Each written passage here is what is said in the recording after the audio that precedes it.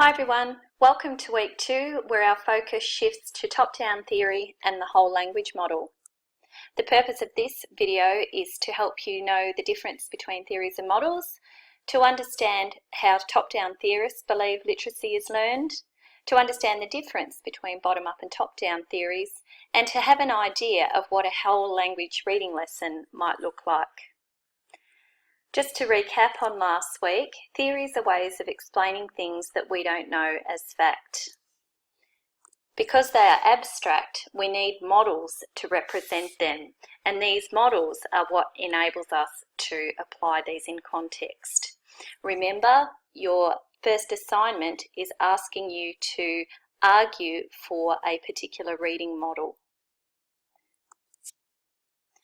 Just to recap week 1, last week we learnt about bottom-up theory and the skills model.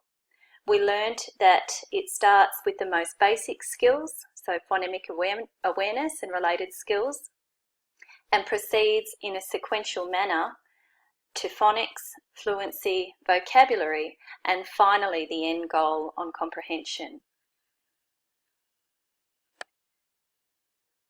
When implementing the skills model, teachers would enable students lots of practice of the skills that they are teaching, and students would learn these out of context and through the repetition of drill type exercises.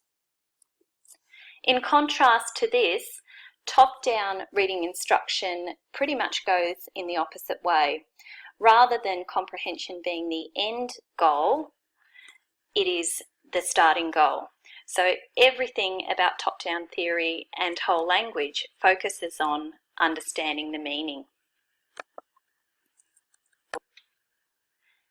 One of the advantages of the whole language model is that learning how to read and learning other skills is done contextually. So from this example, it's suggesting that a teacher would start with a whole text. They would break this whole text down into parts, and finally they would reconstruct the text so that students were able to use the language in meaningful ways. As you can see by this particular diagram, the foundation skills of vocabulary, spelling, grammar, alphabet and phonics are not ignored by this model. However, they're not the starting point. So that whole text is used as the context to teach the parts. I'd like you to now pause this video and follow the video link to watch an example of a shared reading lesson which emphasises those steps in implementing the whole language model. I've summarised in this particular table the sorts of strategies that the teacher is using pre-reading, during reading and post-reading to show the model in action. You'll see from the number of dot points in the pre-reading part of the table how much connecting to students' prior knowledge and experience is emphasised in reading a text.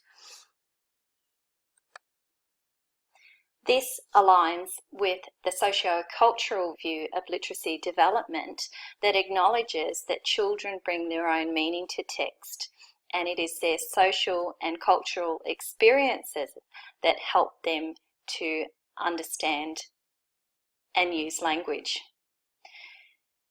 You'll also see that the particular lesson is very student-centred as opposed to in a skills model where it is very teacher-directed and done, as I said, out of context.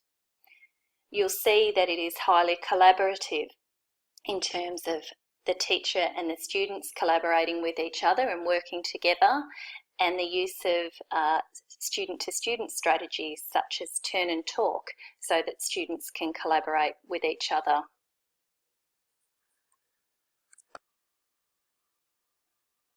You'll also see the application of the whole part whole, where the teacher begins with the whole text. They deconstruct it to explore certain elements such as new vocabulary, such as the comprehension strategies that she's aiming to teach, in this case, how students infer. The whole text is then revisited at the end as students gauge their predictions against the actual text and then use language in meaningful ways as they create their own words in a spelling lesson. The challenge for you now that you've got an understanding of top-down and bottom-up theories is to decide which is best, or in fact whether there is a best. Consider that it's not just reading that these theories can be used to teach. An example is coaching a sport. Would you be a coach that taught students how to play a game like football through skills drill, such as in bottom-up theory? Or do you think children would best learn how to play football in the process of playing the game?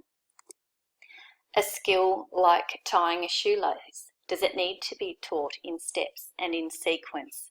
Or can it begin with what a tied shoelace looks like and work backwards to help students or children to see the steps involved? Or finally, in teaching children how to write an essay, or even adults how to write an essay, is it best done by teaching the parts of the essay in isolation, so the components of an introduction, a body, and a conclusion? Or is it best done contextually, where an actual sample or example of an essay is used to point out the particular parts or the particular structures? So just to recap,